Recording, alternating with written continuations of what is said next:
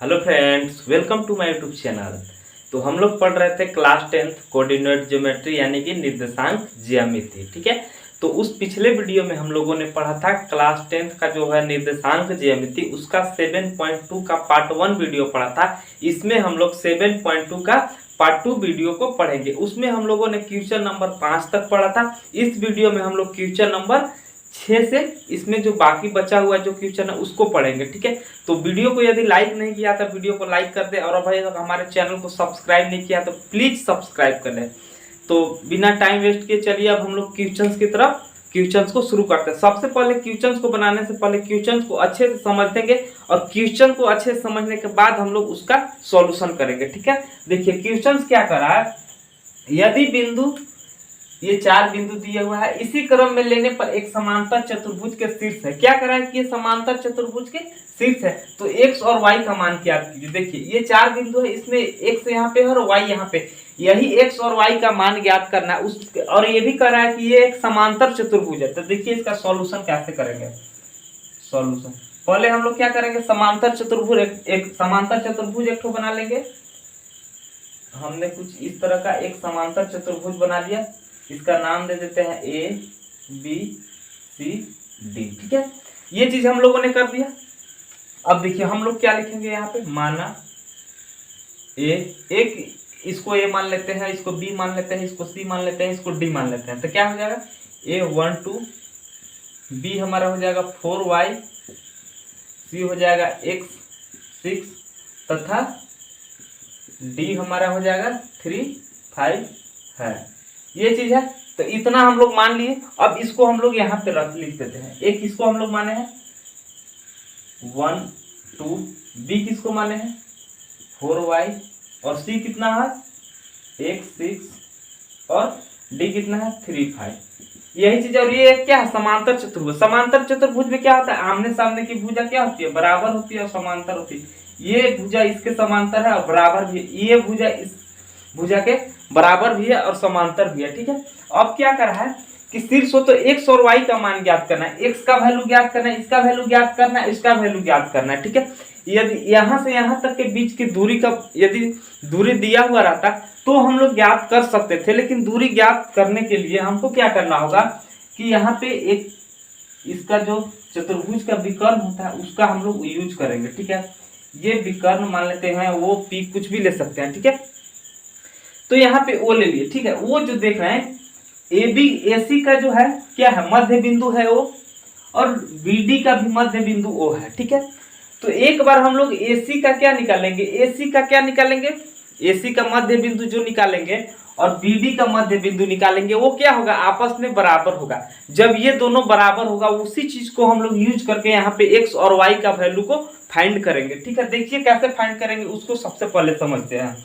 इतना है, इतना चीज है हमारे पास, ये चीज हो गया, और ये है तथा इतना है, ये चीज मान लिए। और ये चीज हमने समझा कि ये चतुर्भुज, ये फिगर बनाया हमने। अब देखिए अब क्या करेंगे, एसी का मध्य बिंदु निकालते हैं। एसी का मध्य बिंदु, एसी का मध्य बिंदु क्या है, वो है, एसी का मध्य बिंदु वो है। तो जब एसी का मध्य बिंदु वो है, तो एसी का मध्य बिंदु जब निकालेंगे तो क्या होगा, एक एक्स कोऑर्डिनेट होता है, एक वाई कोऑर्डिनेट, यानी कि एक एक्स होता है, एक वाई होता है। तो एसी का मध्य बिंदु का फॉर्मूला, सबसे पहले मध्य बिंदु का फॉर्मूला लिख दे रहे हैं यहाँ पे। मध्य बिंदु, यदि पिछले वीडियो यदि आपने नहीं देखा है 7.1 का, सॉरी 7.2 का पार्ट 1, तो उसको पहले देख लीजिए, उसके बाद इसको देखिए अच्छे समझ। मध्य बिंदु का क्या फॉर्मूला होता है, x1 प्लस x2 बटा में 2, और y1 प्लस y2 डिवाइडेड बटा 2, ये होता है। अब मध्य बिंदु AC का मध्य बिंदु जब निकालेंगे, AC का मध्य बिंदु जब निकालेंगे तो यहीं पर AC हमारे पास क्या है, ये AC है। तो देखिए ये हो जाएगा हमारा x1 और ये हो जाएगा y1, ये हो जाएगा x2 और ये हो जाएगा y2। अब यही चीज AC का मध्य बिंदु जब निकालना है, x1 प्लस x2, तो 1 प्लस क्या हो जाएगा x, तो क्या हो जाएगा 1 प्लस x बटा में 2, कॉमा जब y कोऑर्डिनेट होगा तो क्या हो जाएगा y1 प्लस y2, तो y1 कितना है 2 है, y2 कितना है 6 है, तो क्या हो जाएगा 2 प्लस में 6 डिवाइडेड बटा 2, ये चीज हो गया। तब अब यहाँ पे देखिए क्या करेंगे, AC बराबर हमारे पास क्या है 1 + x बट्टा में 2, और ये क्या है 8 डिवाइडेड बट्टा में 2। तो AC का जो मध्य बिंदु आया 1 + x बट्टा में 2, और ये कितना आ गया 4 आ गया। ये AC का मध्य बिंदु आया, और BD का भी जो मध्य बिंदु आएगा, AC का मध्य बिंदु और BD का मध्य बिंदु जो होगा वो बराबर होगा। क्यों? क्योंकि ये बिंदु जो है B, ये दोनों के लिए है, दोनों सेम पॉइंट पर है, इसीलिए वो बिंदु जो है वो बराबर होगा कोऑर्डिनेट। तो अब देखिए, अब किसका निकालेंगे, AC का मध्य बिंदु निकाला। अब क्या करेंगे, BD का मध्य बिंदु निकालेंगे। BD का मध्य बिंदु क्या है, O है, O है। BD का भी मध्य बिंदु क्या है, तो यहाँ पे AC नहीं लिखेंगे, O न लिखेंगे, O ये चीज लिखेंगे, ये O है, जीरो नहीं समझना है, ठीक है, क्या है O है, ये O है। तो यहाँ पे भी O जीरो का मध्य, BD का मध्य बिंदु O है। अब देखिए यही फॉर्मूला यहाँ भी अप्लाई करेंगे, ये वाला फॉर्मूला, इसमें क्या हो जाएगा x1 y1 x2 y2।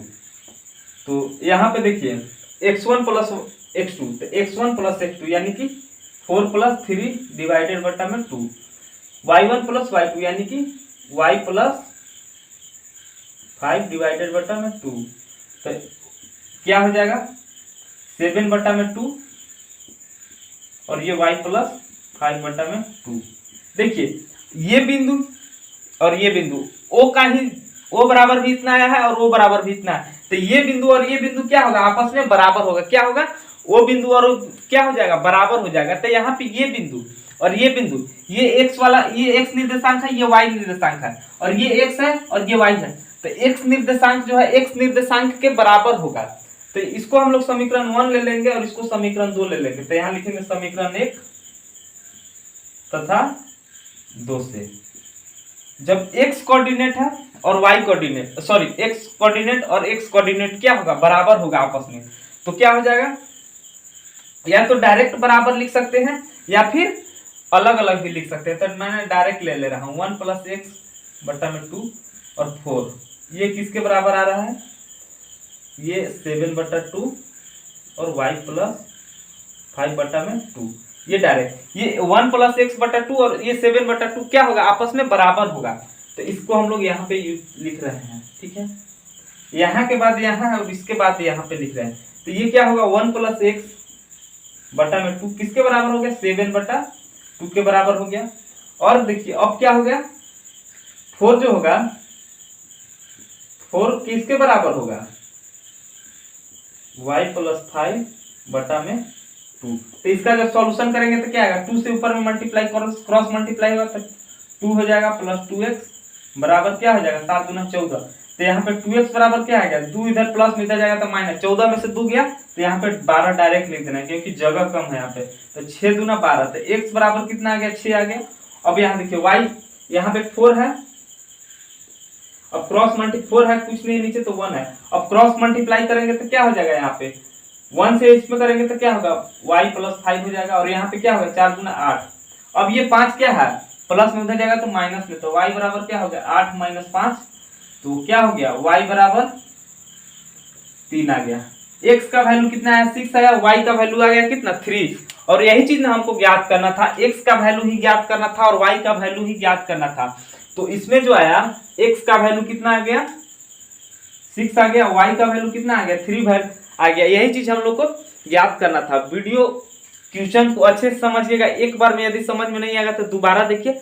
Video अगर पसंद आए तो लाइक जरूर करिए, शेयर करिए। फिलहाल आप लोग इसका स्क्रीनशॉट ले लीजिए, फिर हम लोग आगे बढ़ते हैं।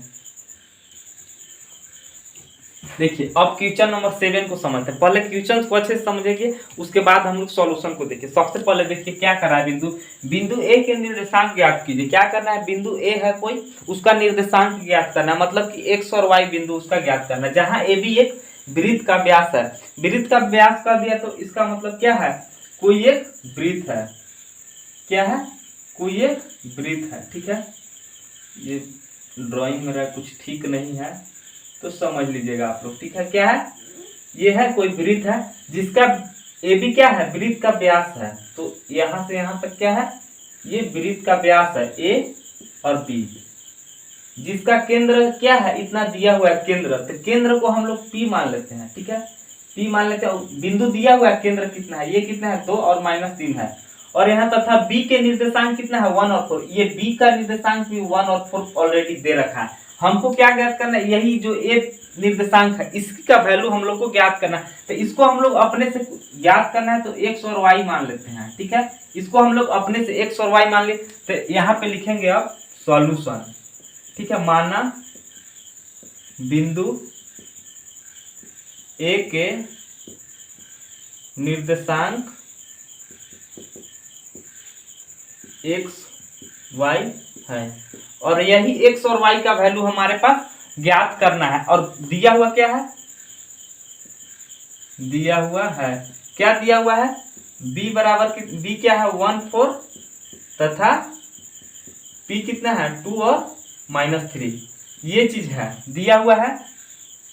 अब हमको ज्ञात क्या करना है, ये जो a बिंदु है इसका कोऑर्डिनेट ज्ञात करना है, इसी का निर्देशांक x और y का ज्ञात करना है। तो देखिए ये जो क्या है, ये बिंदु क्या है P जो है इसका सेंटर है, क्या है केंद्र है। तो P A से लेके P की दूरी और P से लेके A की दूरी, ये दोनों जो है ये यहाँ AP और BP क्या है आपस में बराबर है, क्योंकि ये दोनों एक त्रिज्या है। अब वृत्त की त्रिज्या जो होती है क्या होती है, सभी वृत्त एक वृत्त में जितनी भी त्रिज्या है वो सभी बराबर होती है।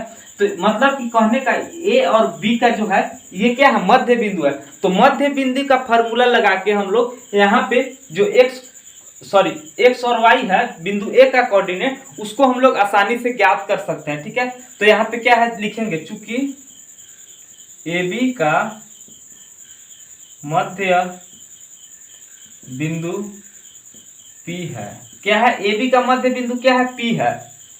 ठीक है, तो यहाँ पे P बराबर क्या हो जाएगा, P मध्य बिंदु है, तो मध्य बिंदु के लिए क्या फॉर्मूला होता है x1 प्लस x2 बटा में 2, x कोऑर्डिनेट के लिए, y कोऑर्डिनेट के लिए क्या होता है, y कोऑर्डिनेट के लिए होता है y1 प्लस y2 बटा में 2, ये चीज होता है।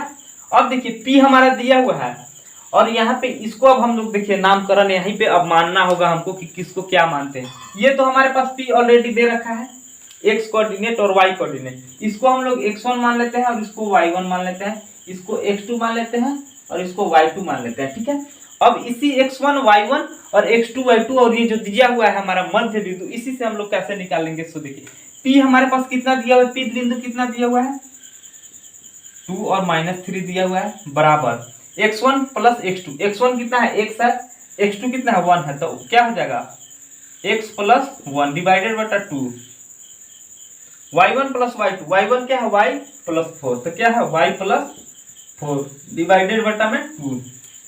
अब देखिए ये x निर्देशांक है और ये भी x निर्देशांक है, ये क्या है, ये दोनों आपस में क्या है बराबर है, और -3 और ये क्या है बराबर है आपस में, तो यहाँ पे क्या हो जाएगा, इसीलिए 2 बराबर क्या हो जाएगा x प्लस 1 बटा 2, ये x निर्देशांक के लिए है, y निर्देशांक के लिए क्या होगा -3 बराबर में क्या हो जाएगा y प्लस 4 बटा में 2, तो इसका कुछ नहीं तो 1 है, कुछ नहीं 1 है। अब इसका क्रॉस मल्टीप्लाई करेंगे तो क्या हो जाएगा, 1 से पहले किए तो x प्लस 1 हो गया और इसका किए तो 4 आ गया, तो क्या हो गया यहाँ पे x बराबर, ये प्लस इधर जाएगा तो माइनस, तो यहाँ पे x बराबर क्या आ गया 3, x का मान कितना आ गया 3 आ गया, और y का निकालते हैं यहाँ पे तो क्या हो जाएगा, कुछ 1 है तो 1 से इसमें करेंगे तो क्या हो जाएगा y प्लस 4 और 2 से -3 में तो -6, तो y बराबर जो यहाँ ये +4 है इधर जाएगा तो -4, तो यहाँ -6 और -4, तो y बराबर क्या आ गया -10। यही x और y का वैल्यू हमको ज्ञात करना था, तो यहाँ पे लिखेंगे कि क्या माने थे, इसीलिए बिंदु A के निर्देशांक, बिंदु A के निर्देशांक क्या आया है x y था, x y, तो x का वैल्यू कितना आया है 3 और y का -10, 3 और -10, यही हमें फाइंड करना था। आसानी से हम लोग ज्ञात कर लिए। वीडियो पसंद आया तो लाइक दोस्तों जरूर करिएगा। फिलहाल आप लोग इसका स्क्रीनशॉट ले लो, फिर हम लोग आगे बढ़ते हैं। अब देखिए अब क्वेश्चन नंबर 8 है। क्वेश्चन नंबर 8 का सॉल्यूशन देखिए, पहले क्वेश्चन को पढ़ते हैं, उसके बाद क्वेश्चन से फिगर बनाएंगे, उसके बाद क्वेश्चन को अच्छे से समझेंगे। देखिए क्या कर रहा है, यदि ए और बिंदु बी क्या करा, ए और बी क्रमशः इतना दिया, ये ए है और ये बी है हो, तो बिंदु पी के निर्देशांक ज्ञात कीजिए ताकि ए पी बराबर 3/7 ए बी हो और पी रेखाखंड ए बी पर स्थित हो। क्या है, पी जो रेखाखंड है ए बी पर स्थित हो। तो जैसे मैंने फिगर यहाँ पर ड्रॉ कर रखा है, ये है ए और ये है बी, ठीक है। और ये क्या कर रहा है, ये P जो है ए बी के कहीं पे रेखाखंड पर है, तो यहाँ पे P मान लिया, ठीक है। और A कितना दिया हुआ है ऑलरेडी दे रखा है, ये हमारे पास कितना है -2 और -2।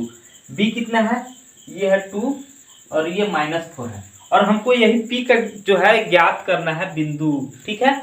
और यहाँ पे जो दे रखा है, क्या दे रखा है, ये चीज दे रखा है। सबसे पहले गिवन दिया हुआ क्या है, दिया हुआ A क्या है, ए हमारे पास क्या दिया है -2 तथा बी क्या है 2 और -4 है, ये चीज दिया हुआ है। और क्या दिया हुआ है, ए पी बराबर 3/7 ए बी।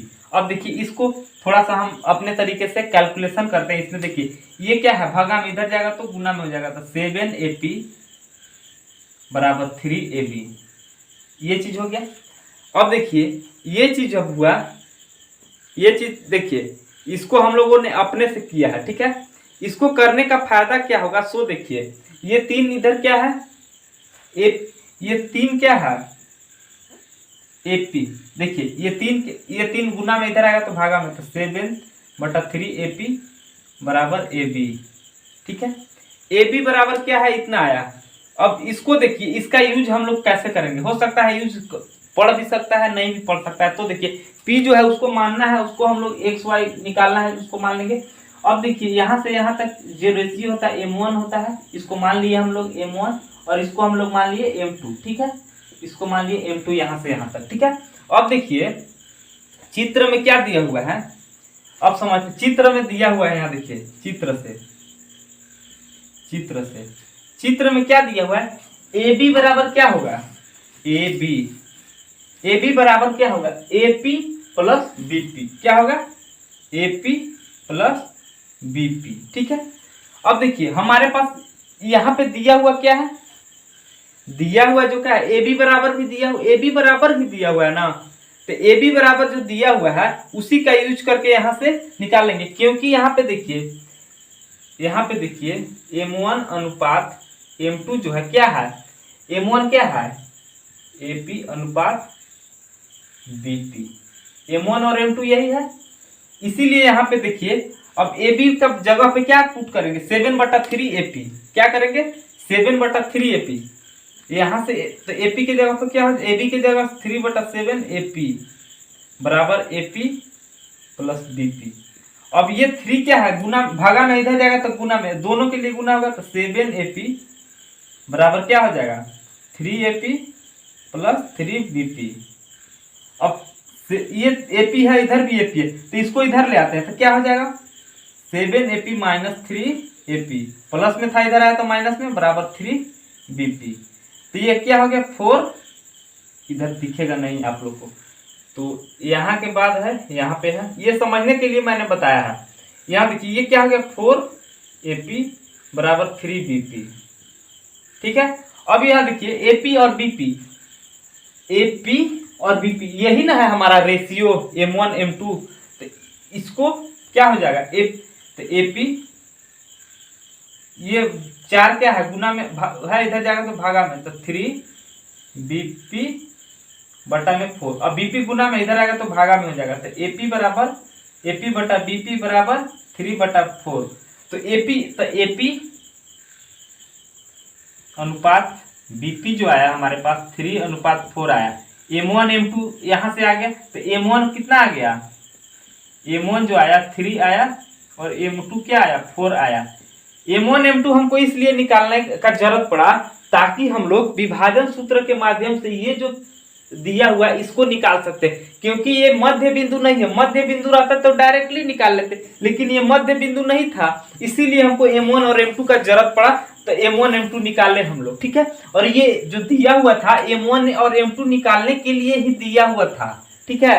ये जो दिया हुआ था M1, इसी का यूज करके M1 M2 हम लोग निकाल लिए। अब देखिए अब क्या करेंगे, अब विभाजन सूत्र, विभाजन सूत्र, विभाजन सूत्र क्या होता है बताइए। विभाजन सूत्र जो होता है एक्स कोऑर्डिनेट के लिए भी होता है और वाई कोऑर्डिनेट के लिए होता है। तो एक्स कोऑर्डिनेट के लिए क्या होता है, सो देखिए एक्स कोऑर्डिनेट के लिए क्या होता है, m1 x2 plus m2 x1 divided बटा 2। और वाई कोऑर्डिनेट के लिए क्या होता है, m1 y2 plus m2 y1 divided बटा, सॉरी 2 नहीं होता है, m1 प्लस m2 होता है। 2 तो 2 जो होता है वो किसमें होता है, मध्य बिंदु में, लेकिन यहाँ पे विभाजन सूत्र में ये चीज होता है। अब देखिए x1 y1 दोनों के लिए यही रहेगा, x2 y2, ठीक है। अब तो x बराबर कितना हो जाएगा, m1 कितना है हमारे पास है, m1 3 है, m2 4 है, क्या है, m1 कितना है 3 इंटू x2 कितना है 2 हो गया, प्लस m2 कितना है 4 है, तो 4 इंटू x1 कितना है -2 है, तो अब डिवाइडेड बटा m1 प्लस m2 3 प्लस 4, तो x बराबर जो आया कितना है 6, यहाँ पे -8 बटा में 7, तो x बराबर क्या आ गया -2 बटा 7, x कोऑर्डिनेट आया यानी x निर्देशांक। अब y निर्देशांक जब निकालेंगे तो कितना आएगा, देखिए यहाँ पे y बराबर m1 क्या है 3 इंटू y2 कितना है हमारे पास -4 प्लस m2 क्या है 4 इंटू y1 क्या है -2 डिवाइडेड बटा m1 प्लस m2 यानी कि 3 प्लस 4, तो y बराबर जो आया 4 तिया 12 यानी -12, 4 दूना -8 7 12 8 20, तो y बराबर जो आया -20 बटा 7।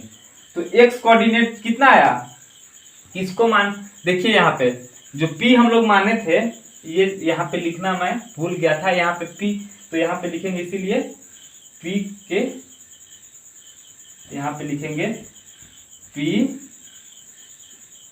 बिंदु के निर्देशांक x y कितना आया हमारे पास, x कितना आया -2 बटा 7 और ये है -20 बटा 7। यही चीज हम लोग को ज्ञात करना था, इजीली हम लोग फाइंड कर लिए कि कितना आया। तो वीडियो पसंद आया तो लाइक जरूर करें और चैनल को सब्सक्राइब भी कर लेना ताकि ऐसी वीडियो मिलती रहे। फिलहाल इसका स्क्रीनशॉट आप लोग ले सकते हो, तब हम लोग बढ़ेंगे आगे, ठीक है। पहले स्क्रीनशॉट ले लो। अब देखिए, अब हम लोग समझते हैं क्वेश्चन नंबर 9 को, पहले अच्छे से समझेंगे क्वेश्चन को, उसके बाद हम लोग इसका सॉल्यूशन देखेंगे। देखिए क्या कर रहा है क्वेश्चन, सो देखिए क्या है, बिंदुओं ए और बी इतना को जोड़ने वाले रेखाखंड ए बी को 4 बराबर भागों में बांट रहा है। क्या कर रहा है, कोई ए और बी क्या है, रेखाखंड है जिसको 4 बराबर भागों में विभाजित करने वाले बिंदुओं के निर्देशांक ज्ञात कीजिए, ठीक है। देखिए क्या कर रहा है, सो समझिए पहले, ए और बी कोई बिंदु है, रेखाखंड है, ए और बी क्या है, ये बी है और ये है, और पॉइंट भी दिया हुआ है, ये -2 है और ये 2 है, और इसका क्या है, ये 2 है और ये 8 है। अब इसको कह रहा है कि 4 बराबर भागों में बांट रहा है। 4 बराबर भागों के मतलब क्या हो गया, 1 2 3, 1 भाग 2 भाग 3 भाग, थोड़ा सा ये यहाँ पे ले लेते हैं, 1 भाग हो गया, 2 भाग 3 भाग 4 भाग हो गया, और ये क्या कर रहा है कि चारों बराबर भागों में बांट रहा है। तो इसको हम लोग अपने से मान लेते हैं P Q R। अब इसका जो बिंदु ले लेते हैं x y, इसको भी ले लेते हैं o x y, और इसको भी हम लोग ले लेते हैं x y, यही x y और x y। P Q R का जो x y कोऑर्डिनेट है, x y निर्देशांक, ये तीनों में निकालना है हमको कि इसका जो निर्देशांक होगा कितना होगा, यही फाइंड करना है हम लोग को। देखिए इसको दो तरह से हम लोग फाइंड कर सकते हैं, या तो देखिए कैसे फाइंड कर सकते हैं, पहले की ये जो बिंदु है इससे इधर और इसके इधर क्या है, दोनों साइड बराबर है। क्यों, क्योंकि यहाँ देखिए ये भाग और ये भाग और ये भाग क्या है, बराबर है, सॉरी ये भाग क्या है, बराबर है, ये भाग बराबर है, यहाँ से यहाँ तक क्या है, ये भाग जो है AP PQ QR और क्या है, बराबर है। इसको मैं मिटा दे रहा हूँ, ये जो लाइन खींचा है इससे समझने में थोड़ा सा दिक्कत आ सकती है आप लोग को, ठीक है। देखिए ये जो Q है, R है, ये Q है और ये P है, AP बराबर है PQ के, QR AB। तो क्या कर रहा है, देखिए 1 भाग 2 भाग, 1 भाग 2 भाग, ये Q बिंदु जो है इतना बराबर इतना है, ये Q जो है ये AB का मध्य बिंदु है, तो मध्य बिंदु का फार्मूला लगा के यहाँ पे निकाल लेंगे, और जब Q बिंदु जब निकाल लेंगे तो AP का AQ का क्या हो जाएगा, मध्य बिंदु P हो जाएगा, तो यहाँ से P निकाल लेंगे और उसी तरह से आर निकालेंगे। ये तो एक तरीका हो गया। और ये जब 4 बराबर भागों में बांट रहा है, तो पिछले क्वेश्चन वीडियो में मैंने क्वेश्चन बताया था, उसमें 3 बराबर भागों में बांट रहा था, तो उसको हम लोग बताए थे 1 और ये 3 हो जाएगा जब एपी के लिए निकालेंगे। और इसका जब निकालेंगे क्यू का निकालेंगे तो 2/2 m1 और m2 2 हो जाएगा। तो उस तरह से भी निकाल सकते हैं, लेकिन हम लोग जो ज्यादा डिफिकल्ट वाला है उसको नहीं बनाएंगे, जो आसानी से उसको सीखते हैं। कैसे, देखिए सबसे पहले जो दिया हुआ है उसको लिखिए। दिया हुआ है क्या है, ए दिया हुआ है -2 और 2 तथा बी क्या है 2 8 है। और माना, हम सबसे पहले माना क्या, हम लोग अपने से क्या किया, माना Pxy Qxy तथा Rxy, ये चीज है, माना है, ये चीज है। अब यहाँ पे पी क्यू है, तो सबसे पहले हम लेते हैं क्यू के लिए, क्यू बिंदु ही निकालना है हमको सबसे पहले। और क्यू के लिए तो देखिए क्यू क्या है, ए बी का क्या है मध्य बिंदु, तो यहाँ लिखेंगे चूंकि क्यू ए बी का मध्य बिंदु है, तो इसके लिए मध्य बिंदु है तो क्या हो जाएगा, ये 2 है, ये x1 हो जाएगा और ये y1 हो जाएगा, और ये क्या हो जाएगा x2 और y2। लेकिन चेंज होते रहेगा सिचुएशन के हिसाब से। लेकिन ये क्या है, q के लिए ये x1 y1 और x2 y2 है। तो देखिए अब यहाँ पे क्या हो जाएगा, क्या होता है q के लिए, अब मध्य बिंदु का क्या फॉर्मूला होता है, मध्य बिंदु फॉर्मूला लिख रहे हैं क्योंकि 3 बार यूज करना है, x1 प्लस x2 बट्टा में 2, y1 प्लस y2 बट्टा में 2, ये चीज आ गया, मध्य बिंदु आ गया। तो q का मध्य बिंदु कैसे निकालेंगे, देखिए q का मध्य बिंदु, q के लिए x1 plus x1 y1 x2 y2, तो क्या हो जाएगा, x1 कितना है -2 है, x2 कितना है 2 है, तो यहाँ पर 2 बट्टा में 2, तो y1 कितना है 2 है, y2 कितना है 8 है, तो ये 8 हो गया। तो क्या हो गया, ये -+2 क्या हो जाएगा 0, तो 0 बट्टा में 2 और ये 10 बट्टा में 2, तो क्या होगा क्यू बिंदु का कितना आ गया 0 और 5, क्या आया क्यू का निर्देशांक कितना है 0 5, तो यहाँ पे लिख दे रहे हैं 0 5, ठीक है। अब इसको मिटा देना x1 y1, क्योंकि ये अगले सिचुएशन के हिसाब से चेंज हो जाएगा। अब क्या करेंगे, अब देखिए ये q जब निकाल लिए तो ये पार्ट और ये पार्ट दोनों बराबर है, तो p जो है ए क्यू का क्या है, p जो है ए क्यू का क्या है मध्य बिंदु है, तो यहाँ लिखेंगे चूंकि अब q के लिए, अब p के लिए लेते हैं, p के लिए, जब p के लिए लेंगे तो क्या हो जाएगा,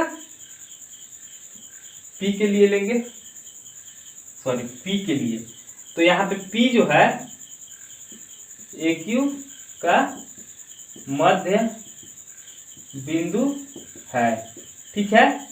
p के लिए लेंगे तो p क्या है ए क्यू का मध्य बिंदु है, ठीक है, यहाँ पे ब्रैकेट में लिख दे रहा है। तो क्या हो जाएगा p बराबर क्या हो जाएगा, एक फॉर्मूला यही यूज कर देंगे हम लोग, तो x1 ये x1 हो जाएगा, ये y1 x2 y2, ठीक है। तो देखिए p के लिए x1 क्या है -2, ये 0 है, प्लस 0 बटा में 2, y1 कितना है 2, y2 क्या है 5 बटा में 2, तो p बराबर कितना आ गया -2 बटा में 2 और 7 बटा में 2, ये कैंसिल हो गया, तो p बराबर कितना आया -1 और 7 बटा 2, किसका निकल गया q का कोऑर्डिनेट निर्देशांक और p का निकल गया। अब बचा किसका r का किस तरह से निकालेंगे, ये पार्ट बराबर है, qb जो है qb का r जो है वो मध्य बिंदु है, तो उसी तरह से यहाँ भी निकालेंगे इसका, यहाँ के बाद यहाँ पे है और यहाँ के बाद यहाँ पे है, क्या किसके लिए r के लिए, चूंकि r क्या है QB का मध्य बिंदु है, ये चीज को लिखना जरूरी है, तभी समझेगा क्वेश्चन, जो कॉपी चेक करेगा आपका समझने के लिए एग्जाम के व्यू से या फिर आपको खुद से समझना उसके लिए भी फॉर्मूला यही है। तो r बराबर क्या हो जाएगा x1 y1 ये चीज है, x2 y2 ये हो जाएगा, तो x1 प्लस x2 तो 0 प्लस 2 हो जाएगा बटा में 2, और फिर क्या होगा y1 प्लस y1 5 y2 8, तो 5 प्लस 8 बटा में 2, तो r बराबर क्या हो जाएगा 2 बटा में 2, ये तो 1 हो गया, और ये 8 5 13 बटा में 2, तो r कितना आ गया हमारे पास 1 और 13 बटा में 2, यही चीज हमको निकालना था, पी क्यू आर।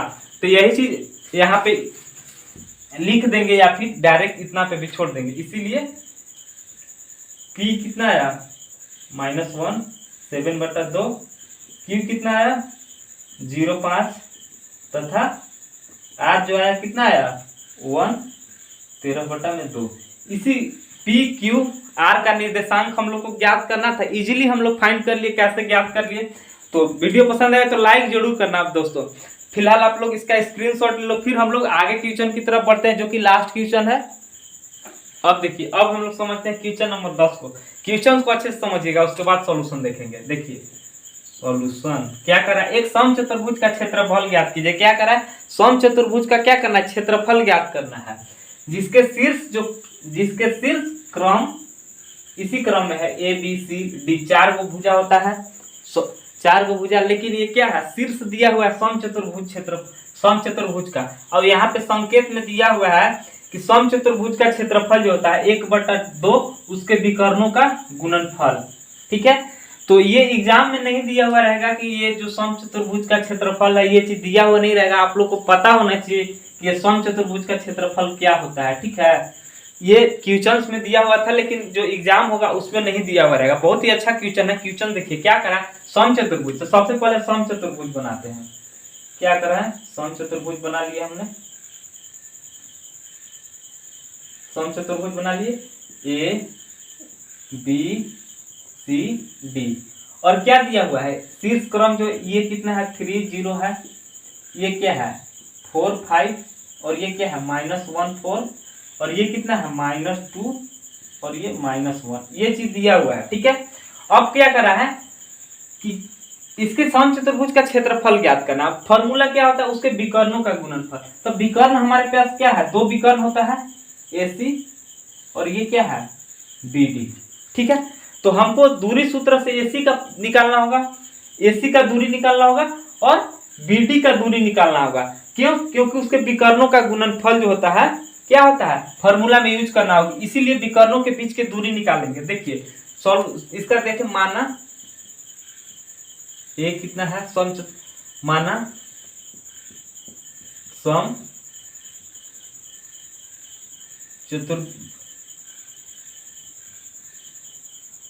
समचतुर्भुज का शीर्ष क्या है? शीर्ष क्या है? ए कितना है 3 0, बी कितना है 4 5 और सी कितना है -1 4 तथा डी कितना है 2 -1 है। ठीक है, इतना है। अब क्या करेंगे? अब इसका क्षेत्रफल निकालने के लिए हमको विकर्ण का जरूरत पड़ेगा। तो विकर्ण क्या होगा? पहले विकर्ण AC, विकर्ण हमारे पास AC तथा BD है। ठीक है, ये 2 विकर्ण हमारे पास है AC और BD। तो AC और BD के क्या निकालेंगे? दूरी सूत्र से हम लोग इसका निकालेंगे। दूरी क्या है? तो इस दूरी सूत्र सबसे पहले लिख दे रहे हैं। दूरी सूत्र क्या होता है? √x2 - x1 का स्क्वायर प्लस y2 - y1 का स्क्वायर, यही होता है दूरी सूत्र से। तो अब AC के बीच की दूरी निकालेंगे। AC जब AC निकालेंगे तो ये हो जाएगा x1 y1 और ये हो जाएगा x2 y2। तो देखिए x2 - x1 तो 1 - 3 हो जाएगा, 1 - 3 सॉरी -1 है ना, -1 - 3 का स्क्वायर प्लस, और ये रूट में है प्लस y2 - y1, y2 4 - 0 का स्क्वायर। तो AC का बीच की दूरी जब ये क्या होगा -4 का स्क्वायर प्लस 4 का स्क्वायर। तो यहाँ पे AC कितना आ गया हमारे पास 16 + 16। तो ये इसका मतलब क्या आ गया? AC बराबर √32 और AC बराबर √32 को क्या लिख सकते हैं? √32 को क्या लिख सकते हैं आप लोग? 4√2 मात्र। इतना आ गया AC। उसी तरह सेम क्या निकालेंगे? BD, फॉर्मूला यही है। तो BD के लिए क्या हो जाएगा? x1 y1 x2 y2। अब इस फॉर्मूला पर बैठा देंगे तो क्या हो जाएगा? x2 - x1 तो -2 -4 +4 है, लेकिन यहाँ बीच में माइनस, तो -4 का स्क्वायर प्लस ये y2 कितना है -1 5। और यहाँ पे बीच में क्या है -1 और ये माइनस और 5 है तो स्क्वायर। तो बी डी कितना आ गया हमारे पास, ये कितना हो गया -6 का स्क्वायर प्लस ये -6 का स्क्वायर अंडर रूट। अब देखिए यहाँ के बाद यहाँ तो बी डी बराबर क्या आ गया हमारे पास 6 छक 36 प्लस 6 छक 36 स्क्वायर के चलते माइनस माइनस प्लस हो गया। तो बी डी बराबर है क्या आ गया 36 दूना 72। तो यहाँ पे बी डी अब जब इसको रूट से हटाएंगे तो क्या आ जाएगा, जब इसको रूट से हटाएंगे तो क्या आ जाएगा, देखिए 72 को यदि निकालेंगे इसका वर्ग क्या आ जाएगा 2 36 2 18 दूना 36 2 9 3 3 3 का भी वर्गमूल बन गया 2 का वर्गमूल तो 3 दूना 6 कितना आ गया 6 रूट 2 मात्रक, इसका भी आ गया। अब दोनों का क्या निकल गया एसी का भी निकल गया हमारे पास और बीडी का भी निकल गया। तो अब यहाँ पे लिखेंगे समचतुर्भुज का क्षेत्रफल। तो यहाँ पे लिखेंगे समचतुर्भुज का क्षेत्रफल। समचतुर्भुज का क्षेत्रफल क्या होता है 1/2 उसके विकर्णों का गुणनफल। क्या होता है उसके विकर्णों का गुणनफल, यही चीज होता है। अब देखिए तो 1/2 उसके विकर्णों का गुणनफल, विकर्ण कितना है 4√2 तो यहाँ पे 4√2 गुना करा गुणनफल करा तो गुना करेंगे दोनों विकर्णों का, यही चीज हो गया। तो क्या हो जाएगा 1/2 और 4 छक 24। अब जब √2 और √2 को मल्टीप्लाई करते हैं तो क्या आता है √2 और 2 से 2 कट गया तो क्या आ गया 24 मात्रक। समचतुर्भुज का जो क्षेत्रफल आया वो कितना है 24 मात्रक आया। यही चीज हम लोग को ज्ञात करना था कि क्षेत्रफल इसका कितना आएगा। तो हम लोगों ने क्षेत्रफल निकाल लिया। क्या किया, ये समचतुर्भुज था, इसका जो शीर्ष दिया हुआ था और क्या समचतुर्भुज का क्षेत्रफल विकर्णों का गुणनफल। तो इसमें एसी और बीडी दो विकर्ण था, दोनों को दूरी सूत्र से इसका निकाल लिए कि दूरी कितना है और यहाँ पे विकर्णों का गुणनफल के फॉर्मूले पे इसको बस सुटेबल कर दिया, मतलब कि पुट कर दिया और इजीली हम लोग फाइंड कर लिए। तो वीडियो पसंद आए तो लाइक जरूर करना, ठीक है। तो यदि इस वीडियो में पूरे पार्ट को अच्छे से समझ में आया और कंसेप्ट अच्छे से क्लियर हो गया, वीडियो को लाइक करें, शेयर करें और अभी तक हमारे यूट्यूब चैनल को यदि आपने सब्सक्राइब नहीं किया है तो प्लीज सब्सक्राइब कर ले, क्योंकि मैं class 9th 10th 11th 12th का मैथ्स का वीडियो अपने यूट्यूब चैनल पर रेगुलरली लेकर आते रहता हूं और साथ में जो बेसिक मैथमेटिक्स होता है, जो हायर मैथमेटिक्स में यूज होता है, उसका भी वीडियो मैं अपने यूट्यूब चैनल पर रेगुलरली लेकर आता हूं। Thank you so much.